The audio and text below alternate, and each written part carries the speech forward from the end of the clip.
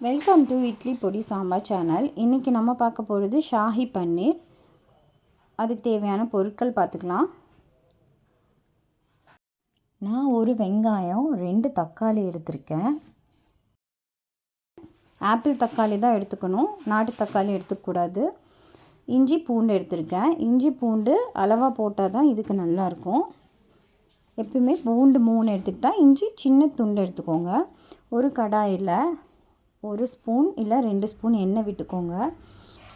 அப்புறம் ஒரு சின்ன பட்டை, கிராம்பு 2, சோம்பு 1/2 ஸ்பூன், பிரிஞ்சி இலை ஒரு சின்ன துண்டு,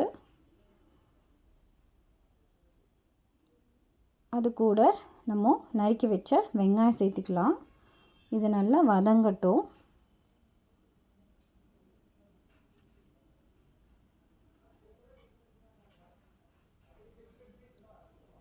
இது நல்லா வதங்கினதுக்கப்புறம் நம்ம இஞ்சி பூண்டு சேர்த்திக்கலாம்.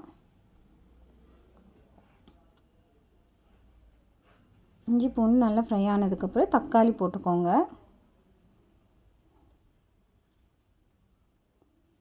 வெங்காயம், தக்காளி, இஞ்சி பூண்டு இந்த 3மே நல்லா வதக்கணும். நீங்கள் குக்கரில் கூட இதை ஒரு விசில்லேருந்து 2 விசில் வச்சு கூட எடுத்துக்கலாம். இப்படியும் பண்ணலாம். இந்த அளவுக்கு நல்லா வதங்கினதுக்கப்புறம் இதை ஆற வச்சுக்கலாம். ஆறினதுக்கப்புறம் நம்ம மிக்சியில் பேஸ்ட் மாதிரி இந்த மாதிரி அரைச்சிக்கலாம். அப்புறம் ஒரு கடாயில் நான் வெண்ணெய் ஒரு 2லேருந்து 3 டேபிள் ஸ்பூன் வெண்ணெய் போட்டிருக்கேன். அது கூட கருப்பு ஏலக்காய் போட்டிருக்கேன். அதுக்கப்புறம் பிரிஞ்சி இலை, சோம்பு, ஜீரகம், அதை நல்லா வதக்கிக்கோங்க.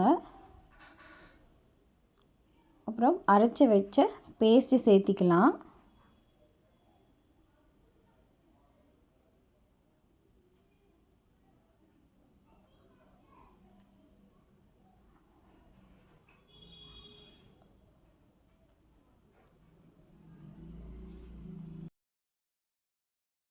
நல்லா கொதிக்கணும்.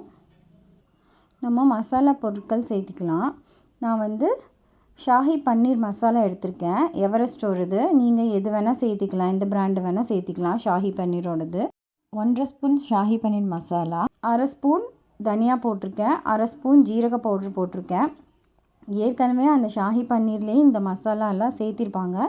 நமக்கு இன்னும் ஃப்ளேவர்ஸ் அதிகமாக இருக்கணும்னா 1/2 ஸ்பூன் ஜீரக பவுட்ரு கண்டிப்பாக சேர்த்தணும். மஞ்சள் பொடி, மிளகா பொடி சேர்த்திருக்கேன்.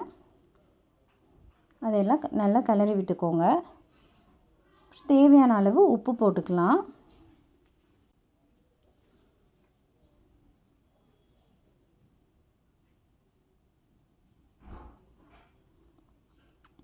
நல்லா கிளறிக்கோங்க.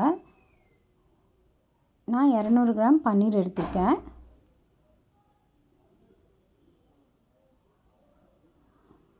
அது நல்லா இந்த அளவுக்கு கொதித்ததுக்கப்புறம் உங்களுக்கு இந்த இடத்துல தேவைப்பட்டால் நீங்கள் கொஞ்சம் தண்ணி சேர்த்திக்கோங்க. ரொம்ப கெட்டியாக இருந்துச்சுன்னா தண்ணி சேர்த்திக்கலாம். இது கூட நான் 1 ஸ்பூன் வெல்லம் சேர்த்திக்கிறேன். எப்பயுமே இதுக்கு கொஞ்சம் இந்த கிரேவி எப்பயுமே கொஞ்சம் இனிப்பாக இருக்கணும்.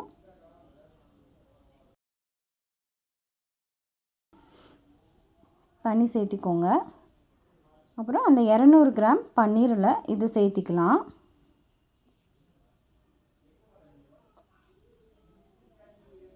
நல்லா கிளறி விட்டுக்கோங்க. ஒரு 2 நிமிஷம் போல் அது கொதிக்கட்டும். ஃப்ரெஷ் க்ரீம் இருந்தால் நீங்கள் ஒரு 2 டேபிள் ஸ்பூன் சேர்த்திக்கோங்க. ஃப்ரெஷ் க்ரீம் கட்டாயமாக சேர்த்தணும், அப்போ தான் கிரேவி க்ரீமியாக இருக்கும். கஸ்தூரி மேத்தி சேர்த்திட்டு இறக்கிக்கலாம். இது மேலே கொஞ்சம் பட்டர், கொஞ்சம் fresh cream, butter 1/2 spoon, fresh cream 1/2 spoon சேர்த்திக்கோங்க. ஷாஹி பன்னீர் ரெடி. நீங்களும் இந்த ரெசிபியை ட்ரை பண்ணி பாருங்கள். கமெண்ட் பண்ணுங்கள். எங்கள் பேஜை ஃபாலோ பண்ணிக்கோங்க. தேங்க்ஸ் ஃபார் வாட்சிங்.